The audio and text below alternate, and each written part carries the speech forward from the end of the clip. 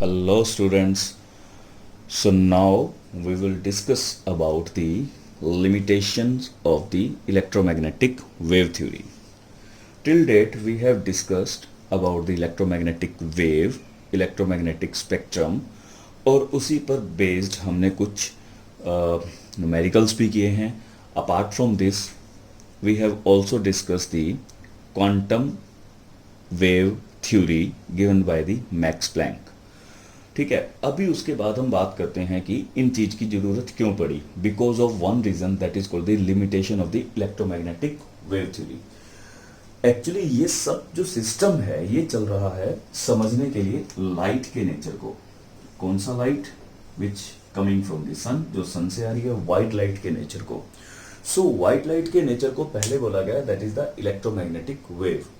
सही है. इसने बहुत सी ऐसी चीजों को भी एक्सप्लेन कर दिया जो पहले कोई भी वेव जो है वो शो नहीं करती थी. जैसे कि लाइट वैक्यूम में मूव करती थी, बट वेव के लिए हमें एक किसी ना किसी मीडियम की जरूरत पड़ती थी. बट बहुत से ऐसे फिनोमिना थे जो इलेक्ट्रोमैग्नेटिक वेव ने थ्योरी ने यहाँ पर एक्सप्लेन किए. बट कुछ एक ऐसे पॉइंट पर इसकी लिमिटेशंस आ गई जो बहुत इंपॉर्टेंट थे. That was black body radiation and the second one is photo electric effect. ये दोनों इतने टर्निंग पॉइंट रहे इस थ्योरी के रिगार्डिंग कि इस थ्योरी ने इस चीज के लिए कोई एक्सप्लेनेशन नहीं दी. ठीक है. So now we will discuss about the black body radiation कि ब्लैक बॉडी रेडिएशन होता क्या है और उसके अंदर एग्जैक्टली ऐसा क्या हुआ कि इलेक्ट्रोमैग्नेटिक वेव थ्योरी उसका आंसर नहीं दे पाई.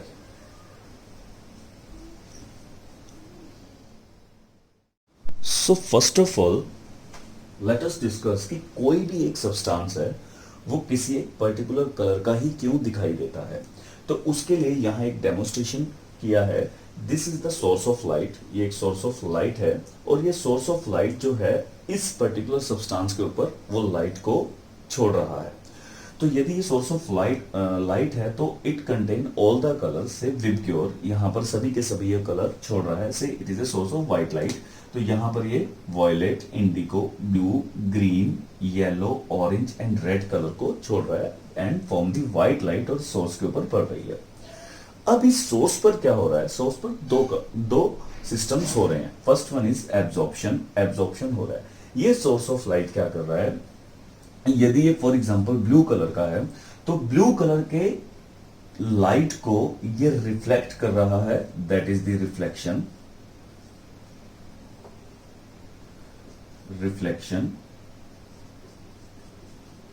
और रेस्ट ऑफ द जितने भी कलर हैं उन सबको ये क्या कर रहा है? एब्जॉर्ब कर रहा है. You can see over here.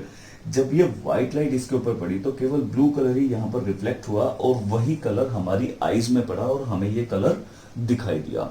जो रेस्ट कलर थे वो रेस्ट के रेस्ट कलर ये यहां पर क्या हो गए? एब्जॉर्ब हो गए. मींस बाकी कलर तो इसमें एब्जॉर्ब हो चुके हैं. केवल एक ब्लू कलर जो था वो रिफ्लेक्ट हुआ और वही हमारी आईज ने परसीव किया और हमें ये ब्लू कलर का दिखाई दिया. For example I have a bottle of blue colour. ये ब्लू कलर का मेरे पास बॉटल है. अब ये ब्लू कलर का ही क्यों दिखाई दे रहा है? क्योंकि जो व्हाइट लाइट है, व्हाइट लाइट में से ये rest of the colour except blue colour absorb कर रही है और सिर्फ ब्लू कलर को ही रिफ्लेक्ट कर रही है. जो रिफ्लेक्शन मेरी आईज में जा रही है जिसकी वजह से ये मुझे ब्लू कलर की बॉटल दिखाई दे रही है. क्लियर? सो जो भी आपके सराउंडिंग में जितनी भी चीजें हैं, जिस भी कलर की वो आपको दिखाई दे रही हैं, उसका कारण ही यही है कि वो व्हाइट लाइट में से केवल और केवल उसी कलर को ही रिफ्लेक्ट कर रहा है और रेस्ट ऑफ द जो कलर्स हैं वो एब्जॉर्ब कर रहा है. ठीक है.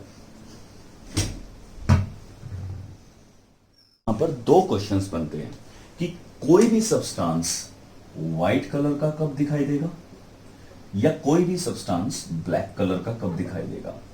तो यदि हम उस पर सोचें तो उसके दो ही कारण हो सकते हैं. यदि वो सभी के सभी कलर को रिफ्लेक्ट कर रहा है, जैसे क्योंकि this is the white light. White light is the combination of 7 colours. तो जब 7 के 7 कलर्स यहां से रिफ्लेक्ट होंगे और वही हमारी आईज में पड़ेंगे एज ए विबग्योर, तो वो सब्सटेंस हमें कौन से कलर का दिखाई देगा? व्हाइट कलर का दिखाई देगा. तब जब वो सभी के सभी कलर्स को रिफ्लेक्ट करेगा. तो ये बात ध्यान रखनी है कि व्हाइट कलर हमें तभी दिखाई देता है जब वो सब्सटेंस, पर्टिकुलर सब्सटेंस सभी के सभी कलर्स को क्या कर रहा है, रिफ्लेक्ट कर रहा है। नाउ क्वेश्चन इज दिस, कोई भी सब्सटेंस फिर ब्लैक कलर का कब दिखाई देगा? यदि हम इसके ऊपर सोचें तो इट मींस वो सभी के सभी कलर्स को क्या कर रहा है, एब्जॉर्ब कर रहा है। वो सभी के सभी कलर्स को एब्जॉर्ब करेगा। अब कुछ रिफ्लेक्शन के लिए है ही नहीं, no colour is getting reflected. तो बेसिकली ब्लैक कलर जो है, ब्लैक कलर ये, सो ब्लैक कलर कोई कलर नहीं है, बट केवल और केवल this is the absence of light है। This is the absence of light. जब यहां से कुछ रिफ्लेक्ट ही नहीं हो रहा होगा, सारे के सारे कलर्स यहां एब्जॉर्ब हो रहे हैं, तो उस दौरान वो कलर हमें ब्लैक दिखाई देगा उस सब्सटेंस का। सो ये दोनों बातें इसी से ही रिलेटेड हैं कि जब भी कभी हम किसी सब्सटेंस का कोई कलर देखते हैं तो वही स्पेसिफिक कलर जो है वो रिफ्लेक्ट करता है, जिसके कारण वो हमें उस कलर का दिखाई देता है। यदि वो व्हाइट लाइट में है तो व्हाइट लाइट का सारा पोर्शन वो रिफ्लेक्ट कर रहा है, तो वो हमें व्हाइट कलर का दिखाई देगा। और यदि वो ब्लैक है तो मीन्स वो सभी के सभी कलर्स को एब्जॉर्ब कर रहा है, कुछ भी रिफ्लेक्शन के लिए नहीं है। So black is not a colour, black is the absence of light. So now let us discuss about the black body radiations. तो ब्लैक बॉडी रेडिएशंस को समझने के लिए डेमोस्ट्रेशन देखते हैं। फॉर एग्जांपल ये एक सब्सटेंस है, so this is a substance, और किसी भी source of light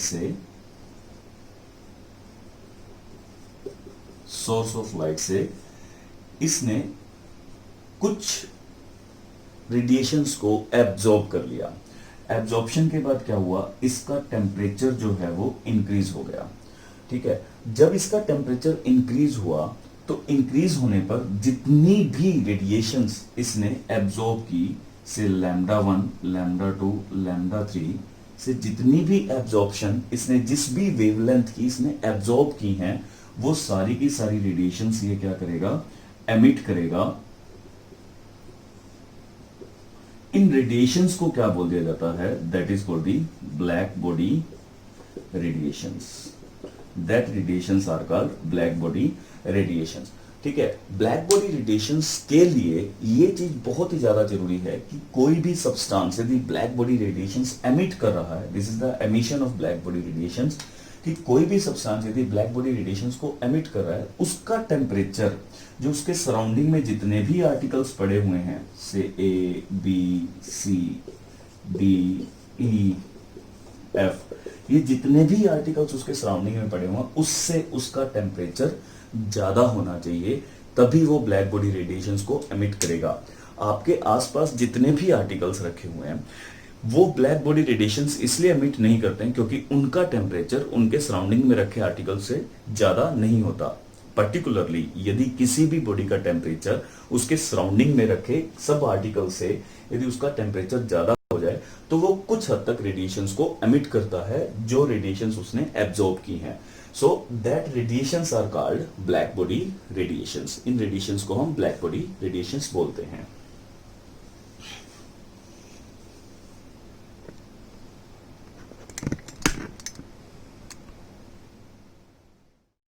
So here is the definition of the black body radiation. If a substance is heated, यदि कोई भी substance heat किया जा रहा है, is called a black body, उसको black body कहेंगे if it is perfect absorber and perfect radiator of the energy. In that particular case, it will be considered as the perfect black body. So which can emit and absorb all the frequencies, जो सभी की सभी frequency को या wavelengths को, यहाँ पर wavelength से भी इसको कंसीडर किया जा सकता है, कि एब्जॉर्ब करे और उसको एमिट करे। The radiations emitted are called black body radiations. उन रेडिएशंस को ब्लैक बॉडी रेडिएशंस कहा जाएगा। For example this is a substance, ये क्या है, सब्सटेंस है। इस सब्सटेंस को हीट किया और हीटिंग के दौरान इसने सिर्फ 5 वेवलेंथ की रेडिएशंस को एब्जॉर्ब किया। ठीक है, जब इसने एब्जॉर्ब किया होगा तो नेचुरली इसका टेम्परेचर क्या हुआ होगा, राइज हुआ होगा। So the substance is heated, is called a black body. जब इसने एब्जॉर्ब किया तो इसका टेम्परेचर राइज हुआ होगा। आफ्टर दी एब्जॉर्प्शन अब उन सभी की सभी फ्रीक्वेंसीज को ये क्या करेगा, एमिट करेगा, रेडिएट करेगा। सेम फ्रीक्वेंसी जो उसने एब्जॉर्ब की थी उन्हीं फ्रीक्वेंसीज को ये क्या कर रहा है, रेडिएट कर रहा है, एमिट कर रहा है। सो दीज रेडिएशंस, जिन रेडिएशंस को ये एमिट कर रहा है, these radiations are called black body radiations. इन रेडिएशंस को हम क्या बोलते हैं, ब्लैक बॉडी रेडिएशंस बोलते हैं। सो अभी अगर ये सारी की सारी वेवलेंथ को एब्जॉर्ब कर रहा है और सारी की सारी वेवलेंथ को एमिट कर रहा है, तो in that particular case it will be considered as the perfect black body. इस पर्टिकुलर केसेस के अंदर हम इसे परफेक्ट ब्लैक बॉडी कहेंगे। So this is the definition of the black body radiation.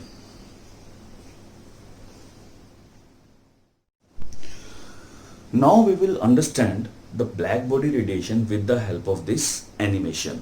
इस एनिमेशन से means such kind of experiment is this, इस experiment से आपको बहुत अच्छे से समझ में आ जाएगा कि एक्चुअली ब्लैक बॉडी है क्या।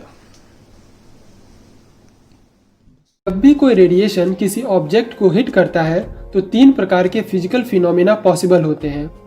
या तो रेडिएशन बॉडी को हिट करके रिफ्लेक्ट हो जाती है, या फिर बॉडी में से ट्रांसमिट हो जाती है, या बॉडी में ही एब्जॉर्ब हो जाती है। यहाँ हम केवल रेडिएशन के रिफ्लेक्शन और एब्जॉर्प्शन पर ध्यान देंगे।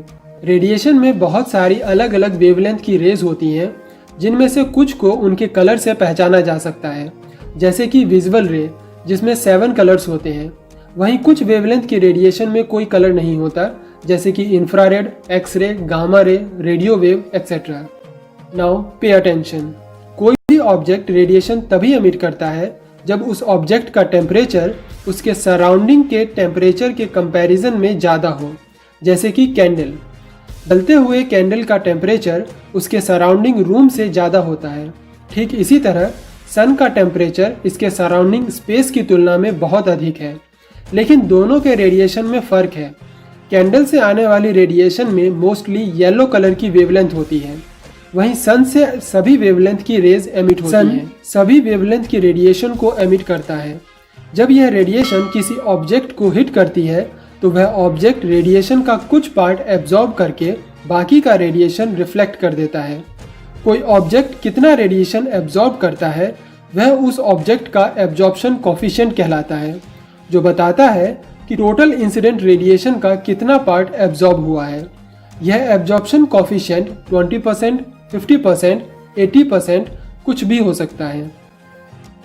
अगर किसी ऑब्जेक्ट पर इंसिडेंट होने वाली रेडिएशन का 100% पार्ट एब्जॉर्ब हो जाता है तो उसे परफेक्ट ब्लैक बॉडी कहते हैं। इस तरह के ऑब्जेक्ट का एब्जॉर्प्शन कोफिशिएंट 100% होता है। आइडियल केस में एक ब्लैक बॉडी सभी तरह के वेवलेंथ की रेडिएशन को एब्जॉर्ब कर सकती है। कार्बन ब्लैक एक ऐसा ऑब्जेक्ट है जो इंसिडेंट होने वाली रेडिएशन का 99% एब्जॉर्ब कर सकती है। अब हम हमारे क्वेश्चन पर आते हैं कि ब्लैक बॉडी रेडिएशन क्या है।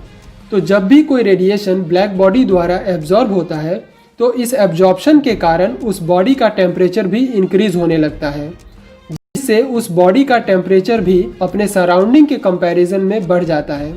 इस कंडीशन में वह ब्लैक बॉडी रेडिएशन एमिट करना स्टार्ट कर देती है। इसी रेडिएशन को ब्लैक बॉडी रेडिएशन कहते हैं। यहाँ यह बात ध्यान रखने की है कि ऐसा केवल ब्लैक बॉडी ही नहीं करती, बल्कि कोई भी ऑब्जेक्ट जब रेडिएशन एब्जॉर्ब करता है तो टेम्परेचर इंक्रीज होने के कारण खुद रेडिएशन एमिट करने लगता है। यह रेडिएशन भी ब्लैक बॉडी रेडिएशन कहलाती है। अतः कोई भी ऑब्जेक्ट अपने टेम्परेचर में हुए इंक्रीमेंट के कारण रेडिएशन एमिट करता है, तो उस रेडिएशन को ब्लैक बॉडी रेडिएशन कहते हैं। हमारा सन एक परफेक्ट ब्लैक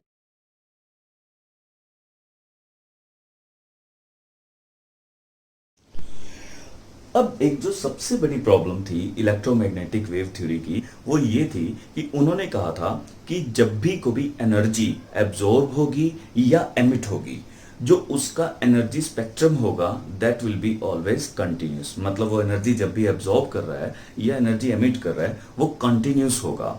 बट यहां पर इस ब्लैक बॉडी रेडिएशंस ने इस पर एक क्वेश्चन मार्क लगा दिया। फॉर एग्जाम्पल यहां पर हम बात करते हैं एक आयरन रोड की। से आयरन रोड, जब आयरन रोड को हीट किया गया, ठीक है, this is A iron rod, ये हम मान के चलते हैं आयरन रोड है। जब इस आयरन रोड को हीट किया गया तो इस आयरन रोड ने डिफरेंट डिफरेंट कलर्स दिए। से फर्स्ट ऑफ ऑल यहां पर हम व्हाइट लाइट का सोर्स बनाते हैं विबग्योर का। से दिस इज ए विबग्योर। अब इस पर्टिकुलर विबग्योर के अंदर हमने ये चीज देखी है कि ये जो रेड कलर है, रेड कलर की जो एनर्जी है that is very low energy. In particular colours के अंदर इस रेड कलर की एनर्जी सबसे कम होती है, और जो वायलेट कलर है उसकी एनर्जी क्या रहेगी, हाई एनर्जी। इन सब में इसकी एनर्जी क्या रहेगी, हाई एनर्जी रहेगी। सो हुआ क्या, जब हम इस रोड को गर्म कर रहे हैं, जब इस रोड को गर्म किया गया तो इस रोड के अंदर हमने डिफरेंट डिफरेंट कलर्स देखे। सो सबसे पहले इसका जो कलर आया वो रेड कलर आया, ठीक है। So that will become red hot. जब हमने बात की कि ये रेड हो गया, क्योंकि रेड को एनर्जी कम चाहिए, तो ये सबसे पहले जो परफेक्ट कलर निकालेगा वो कौन सा निकालेगा, दैट विल बी रेड। क्योंकि रेड की एनर्जी सबसे कम थी, जब इसे हीट किया गया तो इसने कलर को एमिट करना स्टार्ट किया, that colour will be red colour. After some time it will become yellow, ये येलो हो गया। After some time it will become blue, and after some time ये व्हाइट हो गया। मींस इस चीज को समझते हैं कि सबसे पहले इसने जो कलर शो किया वो कौन सा शो किया, रेड कलर शो किया। क्योंकि जब इसने हीट को एब्जॉर्ब करना स्टार्ट किया, स्टार्टिंग में जो इसका एनर्जी था वो क्या था, लो था, तो लो एनर्जी जोन में इसने जो कलर को एमिट करना स्टार्ट किया वो रेड कलर को स्टार्ट किया। आफ्टर सम टाइम जो इसने शो किया वो कौन सा शो किया, येलो कलर को एमिट किया। क्योंकि अब एनर्जी बढ़ने लगी, और एनर्जी बढ़ने के साथ साथ उसने जो हाई एनर्जी वेवलेंथ की कलर्स को एमिट करना स्टार्ट कर दिया। After some time it will become blue, फिर ये ब्लू हुआ, and after some time it will become white, तो ये व्हाइट हो गया जब इसको बहुत ही ज्यादा एक्सट्रीम पॉइंट पर हीट किया गया। अब देखिए हमने इसको जो एनर्जी सोर्स दिया उस चीज के अंदर इसने सभी के सभी कलर्स को एब्जॉर्ब किया। इसने हर कलर के सातों कलर्स को इसने एब्जॉर्ब किया।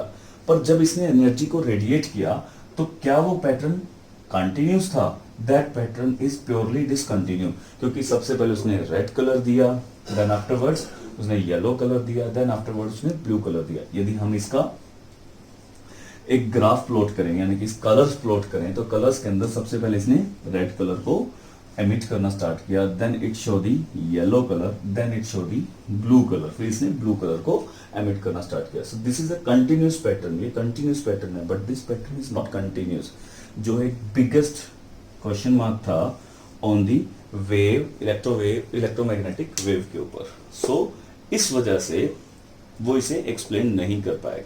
तो यहां पर ब्लैक बॉडी रेडिएशंस ने जो इसकी एक्सप्लेनेशन दी, अब उसको चेकआउट करते हैं।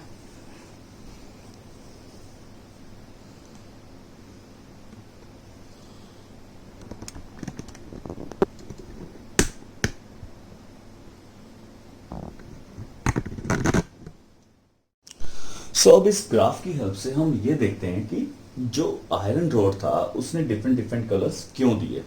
तो सबसे पहले हुआ क्या, जैसे ही हमने उसको हीट देना स्टार्ट किया और उसने रेडिएशंस को एमिट करना स्टार्ट किया, तो अगर हम फर्स्ट ऑफ ऑल जो केस ले लेते हैं, सिर्फ रेड कलर का केस लेते हैं कि सबसे पहले उसने रेड कलर करना शो किया। उसके पीछे रीजन ये था कि इस पर्टिकुलर टेम्परेचर पर से T1 टेम्परेचर पर उसने रेडिएशंस को एमिट करना तो स्टार्ट किया, हर रेडिएशंस को। दिस इज द वेवलेंथ, उसने हर तरह की वेवलेंथ्स को एमिट करना स्टार्ट किया। याद रखें यहां वेवलेंथ बढ़ रही है और इस तरफ वेवलेंथ घट रही है। सो जब उसने वेवलेंथ को एमिट करना स्टार्ट किया, ये हायर वेवलेंथ है, so this is the higher wavelength, और ये यहां पर क्या है, लोअर वेवलेंथ। तो इस तरफ क्या है, लोअर वेवलेंथ। यहां पर हाई वेवलेंथ की रेडिएशंस को वो एमिट कर रहा है, ठीक है। और यहां पर इस तरीके से जो वेवलेंथ है अब वो शॉर्टर होती जा रही है। सो इस पर्टिकुलर पीक पॉइंट पर क्या हुआ, इस पीक पॉइंट पर जिसे हम लैम्डा एम बोलते हैं, लैम्डा मैक्सिमम,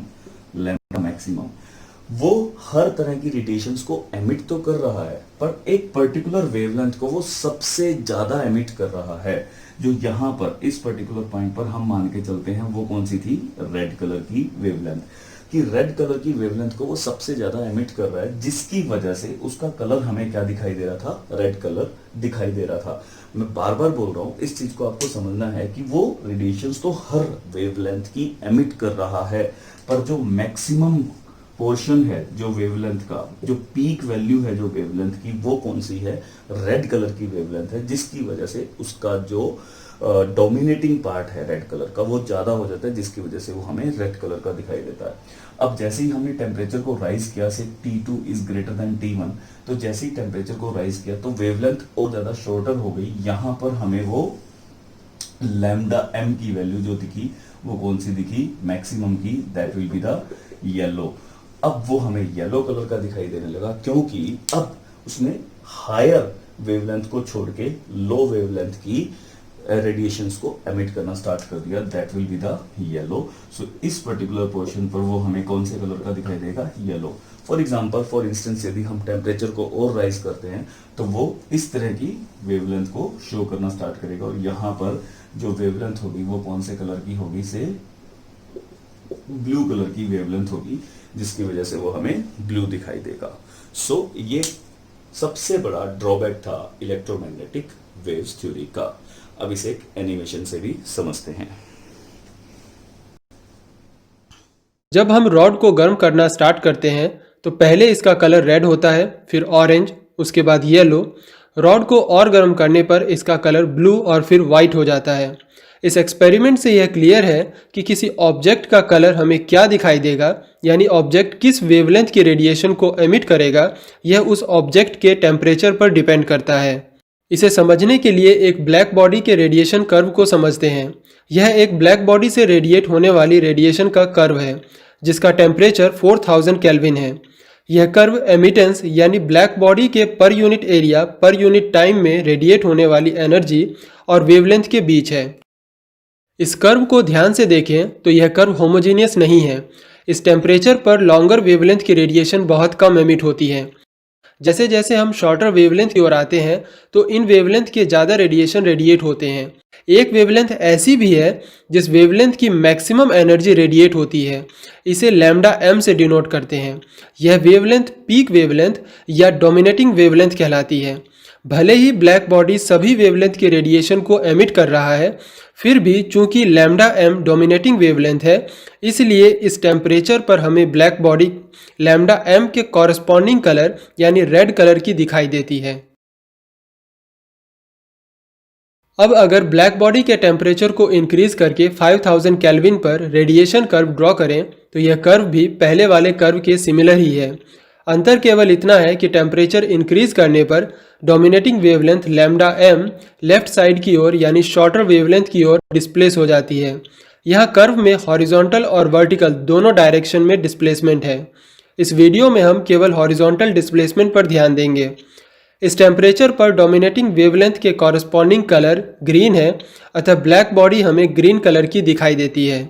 अब टेम्परेचर को और इंक्रीज कर दिया जाए तो 7000 केल्विन पर रेडिएशन कर्व में डोमिनेटिंग वेवलेंथ और शॉर्टर वेवलेंथ की ओर डिस्प्लेस हो जाती है, जिससे हमें ब्लैक बॉडी ब्लू कलर की दिखाई देती है।